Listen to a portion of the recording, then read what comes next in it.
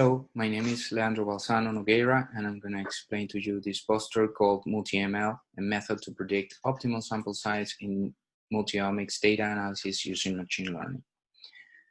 Well, first of all, multi-omics methods are increasingly applied in clinical fields to find biomarkers of disease prognosis or to model underlying biology. But the problem is that this running many assays could be very expensive to determine how many observations do you really require to answer a particular question. And to date, there's no established methodology to estimate sample size for omics classification problems, and certainly not in this case in multi-omics scenario. So we decided to perform this multi-ML method, which is a machine learning algorithm to estimate sample size, preferably in multi-omics data integration experiments, where the goal is to achieve a good classification performance. Basically, the pipeline of this strategy is the following. You can gather several different omics data sets for a particular set of individuals, and multi-ML uses partially squared discriminant analysis or random forest classification methods to determine the number of samples that you require to reach a user-given particular error rate that they decide it's good enough. So basically, the multi-ML performs is that it grabs the common observation of different omics and use that, and then create sub-data sets with different numbers of observations.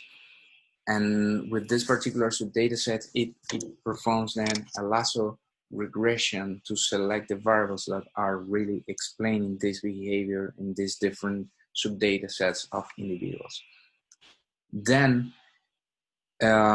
it creates a new sub-data sets with different observations, but keeping the same variables. And by that manner, and comparing these two data sets, you can obtain the predictor, the error rate, the classification error rate for different individuals at different variables.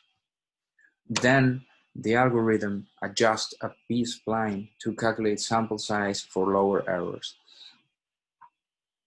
And it delivers a graphical output and a numerical output. In the graphical output, you can see and you can observe how when you increase the number of samples, the classification error rate it's going down and down until your final point.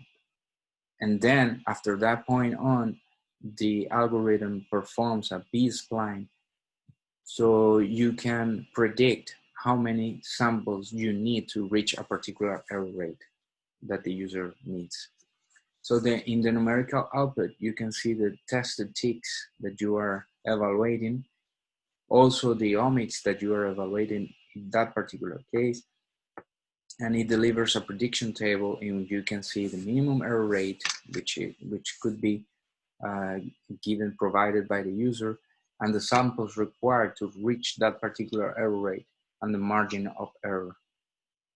And also it delivers a table in which you can see by tick, by number of samples, the classification error rate that you obtain with a standard error of the mean, the type of error rate, which could be balanced or unbalanced, and the metrics used, in which in this case we use random forest for this, and a confidence interval of, in this case, 95%. So we decided to evaluate these results using the TCGA glioblastoma data. And here in table, in A, you can see the table in which you can observe the sample size that is required to reach, in this case, a target error rate of 0.01. And in this case, we are using two omics, gene expression and proteomics. And to reach that particular value of error rate, we need 206 samples, plus or minus 6. And so on until this final row here, in which we are using 5 different omics, gene expression, proteomics, RNA-seq, miRNA, and methylation. And to reach that value of 0.01, we need 36 samples plus or minus 2. In B, we are observing an example of MultiML graphical output. In fact, this is this one when we use 4 different omics combination. And you can see here, as I said, how the prediction is going down and down in terms of classification or rate when you are adding more and more samples. And then you have an area of prediction performed by these splines methods. And in this case, it delivers not only the graphical output, but also you can observe the omics that you use, the target error rate, in this case 0.01, and the predicted sample size, which is 85 plus or minus 9 samples. And from D to G, here it's the validation of the method. In this case, we perform an analysis in which we evaluated the differences between true error rate and predicted error rate. And in this case, as you can see here, the more samples you use, the less or the more similar are the true error rate compared with the predicted error rate. And not only that, it's important to notice that the more omics, it seems that the more omics you use,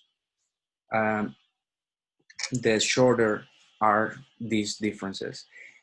And this is very interesting because this is telling us that the statistical strategy and the methodology applied here, it's very strong in integrate different omics to obtain a particular result. So it is robust in try to constrain all different dimensions to obtain a good result, and extracting different information and different omics to obtain a good result and a good classification error rate. So in conclusion, MultiML method, as I said, it's increasingly better and better in classification error rate when you use more and more omics. But also it can detect some omics that are uninformative or even penalize your analysis. So the user can decide if it uses this particular omics dataset or don't. And finally, MultiML method demonstrated to be a powerful tool to estimate the optimal number of observations required to keep the error rate under acceptable limits. And as a final remark, let me tell you that in this QR code, you can obtain access to the GitHub repository in which we are including there all the code and all the data sets that you need in order to evaluate the method. And not only that, we're also in understanding the method, and by that manner, you can be able to apply it for your data set. And in this other QR code, you can get access to our recently published paper in which we're explaining this methodology in much more detail. Thank you very much.